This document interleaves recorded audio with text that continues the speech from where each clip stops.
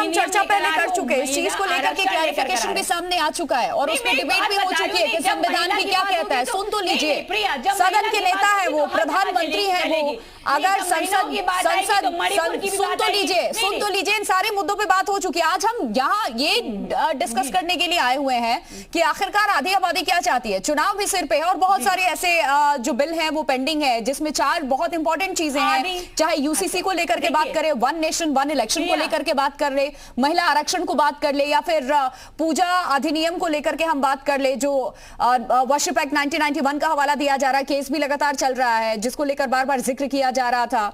अयोध्या भी, हालांकि supreme court ने आदेश दे दिया, उसके बाद भी समाजवादी पार्टी के कई ऐसे सांसद हैं जो ऑब्जेक्शन करते हैं। इस देश में कई ऐसे लीडर्स हैं जो ऑब्जेक्शन करते हैं और बार बार राग लाते हैं उस चीज का कि अयोध्या छीन लिया, अब हम कुछ छीनने नहीं देंगे। तो ये कुछ ऐसी चीजें ना जिसपे चर्चा होनी जरूरी है। जानना चाहते हैं हम भी कि आखिरकार महिलाओं के दिल में क्या है। मैं रुक कर रही हूँ अभी आस्था तिवारी का, फिर वापस आपका रुक करूंगी सैयद जरीन। आस्था तिवारी, देखिए, न सिर्फ अपने 9 साल के शासनकाल को प्रधानमंत्री ने गिनवाया, बल्कि जिक्र किया कि पंडित जवाहरलाल नेहरू ने जो फैसले लिए थे वो फैसले कैसे देश को आज भी दिशा दे रहे हैं। एक पूरा जो 75 साल का शासनकाल रहा, उस संसद भवन में जो फैसले लिए गए उन सभी का जिक्र किया गया। कांग्रेस क्या चाहती है, एक महिला लीडर क्या चाहती है कि किन किन बिल को सरकार अब नए संसद में पटल पे लेके आए, या कुछ ऐतिहासिक फैसले लिए जा सकते हैं, उसका सपोर्ट आप लोग करने को तैयार है बाहर से। देखिए प्रिया जी, मैं ये आपको कहना चाहूंगी कि प्रधानमंत्री नरेंद्र मोदी आज पहली बार नेहरू जी के कार्य को सराह रहे थे, कह रहे थे कि नेहरू जी के कार्यकाल में इस तरीके से कैसे कदम उठाए गए।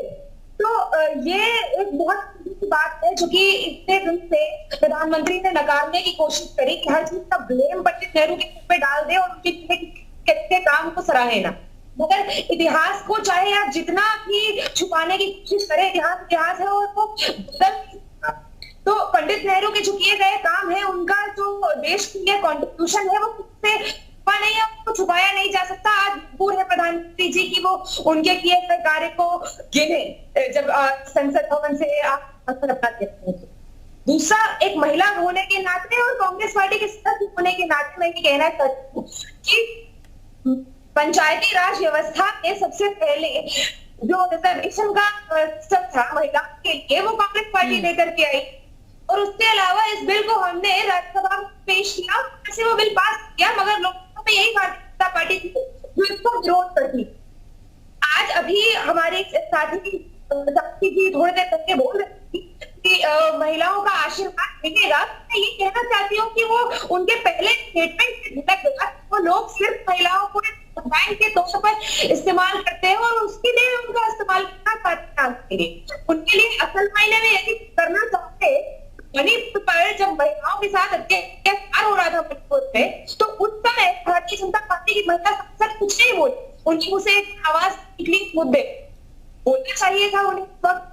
तो भारतीय जनता पार्टी महिलाओं को सिर्फ इस्तेमाल करना चाहती है, उनके लिए नहीं। क्या इस देश की महिलाएं इतनी सशक्त नहीं है या फिर इतनी समझ नहीं है उनमें कि उन्हें पता चले कि कौन सी सरकार सिर्फ उन्हें वोट बैंक की तरह इस्तेमाल कर रही है? जब आप बात करते हैं कि आपकी भागीदारी होनी चाहिए और हिस्सेदारी की जब बात आती है तो वहां महिलाओं को हिस्सेदारी नहीं मिलती, ऐसा है क्या? बीजेपी में कम से कम इतने सारे लीडर्स हैं जो महिला चेहरा है, इस वक्त कैबिनेट में भी हैं, वो भी हमने देखा। आप ये कैसी बात कर रही हैं? ऋतु मिश्रा हमारे साथ वरिष्ठ पत्रकार हैं, उनका रुख कर रही हूं, फिर साक्षी में आपका रुख करूंगी, आपसे जवाब लूंगी मैं। ऋतु मिश्रा, कल का दिन किस तरीके से आप देखती हैं? कौन कौन से वो अहम बिल है जो सदन के पटल पे रखा जा सकता है? अनप्रिडिक्टेबल, क्योंकि अभी बहुत सारी चीजें ऐसी कतारबद्ध है, लेकिन सबसे ज्यादा चर्चा अगर किसी चीज को हो रही है तो महिला आरक्षण बिल को लेकर के हो रही है। जी, प्रिया, मेरा नाम श्रुति है और मैं आपसे यहाँ पर ये कहना चाहूंगी, एक फ्रेज है, it's better late than never. 1952 से इस बिल के ऊपर बातचीत चल रही है जी, और सारी सरकारों ने इसका यूनानिमसली सपोर्ट किया। अगर बीजेपी आज ये बिल टेबल कर रही है और ये बिल पास हो जाता है तो ये किसी पर्टिकुलर पार्टी के लिए नहीं, बट जितनी भी महिलाएं हैं हमारे देश की, उनके लिए एक अचीवमेंट है। क्योंकि हम सब ने एक टाइम ऐसा देखा है जहां पर क्योंकि आप एक औरत है, आप एक महिला है, आपको ये समझा जाता है कि आप में डिसीजन टेकिंग पावर्स नहीं है, या आप इंटेलेक्चुअली उतने साउंड नहीं है जितने की आपके मेल काउंटर पार्ट जी। तो अगर ये एक बिल पास हो जाता है तो औरतें जो आज हर फील्ड में, फिर चाहे वो इससे हो, वो साइंस हो, वो टेक्नोलॉजी हो, वो एजुकेशन हो, एंटरप्रेन्योरशिप हो, जिसमें इतनी आगे बढ़ रही है, तो अगर पॉलिटिक्स में उनको एक रिजर्वेशन मिल जाता है तो वो डेफिनेटली एक बहुत बड़ा बूस्ट होगा। और ये हमेशा के लिए नहीं रहेगा, ये टाइम बाउंड है। मैं अगर सही बोल रही हूँ तो शायद 15 साल के लिए होगा। उस टाइम तक एक्सेप्टेबिलिटी जो लेडीज की, औरतों की काफी हाई हो जाएगी, क्योंकि आपने एक बार एक्सपीरियंस कर लिया होगा कि किस तरह से जब लेडीज पावर में होती हैं या गवर्नेंस में होती हैं तो वो देश को चलाने के लिए उतनी ही केपेबल हैं जितने कि आदमी होते हैं। तो तब ये एक पैटर्न बन जाएगा, तो तब आपको फाइट नहीं करना पड़ेगा रिजर्वेशन के लिए। तो मुझे ऐसा लगता है कि इररिस्पेक्टिव हम किस पार्टी को बिलोंग कर रहे हैं, अगर सारी पार्टीज इतने सालों से इसको सपोर्ट करती आई है और कल ये बिल अगर टेबल होता है, वो भी नई सांसद में, तो इसको सबको मिलके एक काफी ही जिसको कहते हैं ना एपिक डेट बनानी चाहिए और सबको इसको पास करना चाहिए। मुझे अच्छा श्रुति, देखिए आप कह रही हैं कि सबको इसको सपोर्ट करना चाहिए। एक और चीज यहाँ मैं ऐड ऑन करना चाहूंगी, क्योंकि चाहे कांग्रेस के लीडर्स की तरफ से अधीर रंजन चौधरी की मैं बात कर लूं या फिर इधर राज्यसभा में नेता विपक्ष मल्लिकार्जुन खड़गे ने भी, जब वो आज संबोधित कर रहे थे सदन को, उन्होंने दो बातें कही हैं।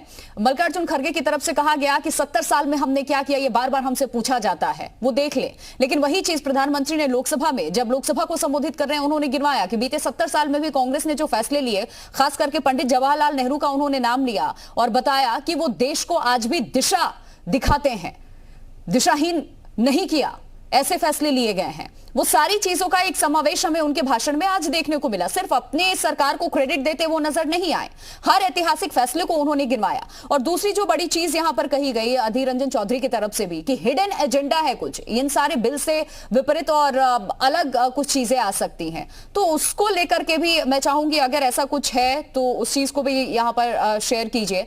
इन सारी चीजों के अलावा अनप्रिडिक्टेबल कौन सी ऐसी चीजें हैं जो लोगों के जहन में, वन नेशन वन इलेक्शन, क्योंकि ये भी कहा जा रहा है, नीतीश कुमार का भी बयान आ गया आज बिहार के मुख्यमंत्री का, कि 2024 का जो लोकसभा चुनाव है वो पहले होगा और उसके लिए तो हम भी तैयार हैं। इसके पहले ममता बनर्जी ने भी बयान दिया, नीतीश ने आज एक बार फिर से बयान दे दिया है। तो इससे इंपॉर्टेंट भी कुछ और हो सकता है, यूसीसी को लेकर के डिसीजन। देखिए ये सारे मुद्दे काफी इंपॉर्टेंट है और बहुत समय से पेंडिंग है।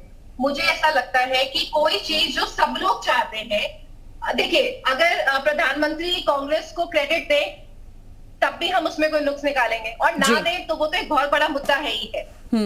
मुझे ऐसा लगता है कि अगर हमारे प्रधानमंत्री पुरानी सरकारों को और जितने भी इंपॉर्टेंट हमारे पॉलिटिशियंस रहे हैं या नेशनल हमारी इमेजेस रहे हैं, उनको अगर एक ड्यू क्रेडिट दे रहे हैं तो हमको उसको बहुत ग्रेसफुली एक्सेप्ट करना चाहिए और बोलना चाहिए कि एक चीज जो हम सालों साल से चाहते थे, आज हम उसको अकम्प्लिश करना चाह रहे हैं। देखिए मतलब किसी भी चीज में प्रॉब्लम्स निकालने में तो मतलब हम इंडियंस बहुत आगे हैं, बट अगर कोई पॉजिटिव चीज हो सकती है या होने वाली है तो उसको सबको वेलकम करना चाहिए। डेमोक्रेसी तो इसी को ही कहते हैं। और आज की डेट में औरतें इतनी बेवकूफ नहीं है कि उनको ये समझना है कि पॉलिटिक्स के नाम पर उनको यूज किया जा रहा है, या उनको एक्चुअली एक स्ट्रॉन्ग वोट बैंक है जो कि हर पॉलिटिशियन, हर गवर्नमेंट के लिए बेहद इंपॉर्टेंट है। क्रेडिट किसी को भी मिले, एज अ वुमेन मुझे बहुत ज्यादा प्राउड फील होगा अगर ये बिल कहीं आ जाएगा, क्योंकि वो हमारा राइट है। क्योंकि आज भी आदमियों को ये एक्सेप्ट करने में दिक्कत है कि औरतें उनके साथ आकर खड़ी हो गई हैं, और 14% और 10% फिलहाल देखिए सपा बसपा तो पहले इसका विरोध कर चुकी है।